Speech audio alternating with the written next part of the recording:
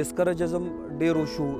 خلکو راته داسې ومو چې په در آدم خیل شانیزي کې کتابونه څه کوي، دلته به څوک څه کوي، فلان فلان داسې. خو موږ خپل ګول نه ځان سایډ ته نه کړو، په همغه مقصد موږ روان وو.